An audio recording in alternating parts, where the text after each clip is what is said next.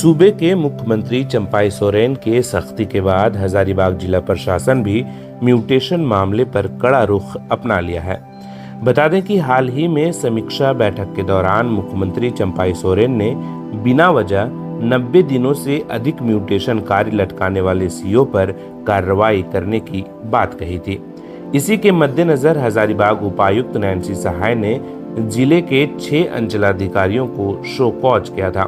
जिसमें सदर, बड़का गांव, बरकट्ठा, बरही, कटकमदाग और पद्मा के सीओ शामिल थे। मिली जानकारी के मुताबिक हजारीबाग जिले के 16 अंचलों में 12 जून तक 1,99,162 आवेदन आए, जिसमें महज 90,645 आवेदन पर म्यूटेशन कार्य पूर्ण किए गए। शो कॉज किए जाने वाले अंचलों की बात की जाए तो बरकट्ठा में 36.61% आवेदन अस्वीकृत किए जाने के अलावा अन्य प्रखंडों में 40% से लेकर 55% तक आवेदन अस्वीकृत किए गए हैं। ऐसे में उपायुक्त नैन्सी सहाय ने इस मामले पर अंचलाधिकारियों से जवाब तलब किया था। अब इसका असर ये हुआ कि जिले में दाखिल खारिज आपत्ति के 90 दिनों के मात्र 80 आवेदन लंबित रह गए हैं, जबकि ज्यादातर मामले सुलझा लिए गए हैं। देखिए, हमारे ज़िले में कुल 16 अंचल हैं और कुछ अंचल ऐसे हैं जहां पर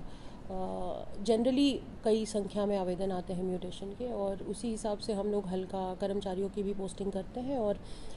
उन सीओज़ के साथ लगातार रिव्यू भी करते हैं कि वहाँ पे ज़्यादा म्यूटेशंस के क्योंकि एप्लीकेशन आते हैं तो उनको टाइमली डिस्पोज करना है।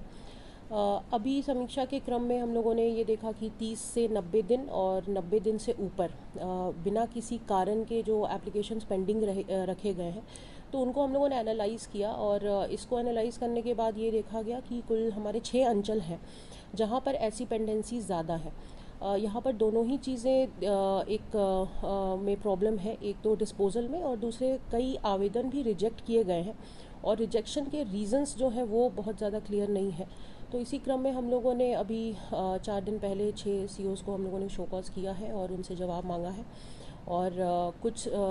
हम लोग हल्का कर्मचारी और सीओज़ पे जहाँ पे ज़्यादा इस तरीके की शिकायतें भी आई हैं कि बिना कारण पेंडिंग रखे गए हैं या डिस्पोजल में रिजेक्शंस किए गए हैं, तो राइट टू सर्विस एक्ट के अंतर्गत हम लोग उन पर फाइन करने की भी कार्रवाई कर रहे हैं। शो कॉज की प्रति हमने विभाग को भी प्रेषित की है ताकि इसकी जानकारी विभागीय स्तर पर भी हो